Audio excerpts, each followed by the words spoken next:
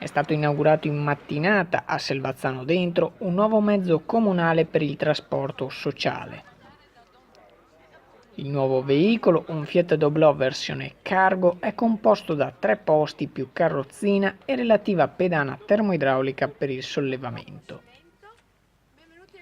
Il nuovo mezzo si aggiunge agli altri 4 veicoli in disponibilità per lo svolgimento del trasporto sociale realizzato dall'associazione Anteas, associazione particolarmente attiva nel territorio di Selvazzano Dentro, dove operano 39 volontari, 28 autisti impiegati da lunedì a sabato e 10 accompagnatori.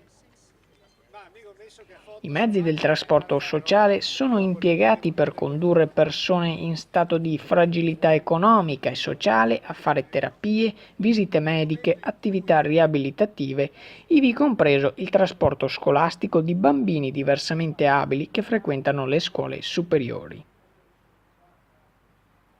I 4 automezzi finora messi a disposizione dall'amministrazione hanno compiuto nello scorso anno 50.289 km ed effettuato 3.396 servizi prenotati e organizzati. Vista la valenza di questo servizio e la crescente richiesta da parte dei nostri concittadini, abbiamo investito volentieri risorse del nostro bilancio per l'acquisto di un nuovo mezzo, afferma il sindaco di Selvazzano Dentro, Enoch Soranzo. Fisherman Channel News, Selvazzano Dentro.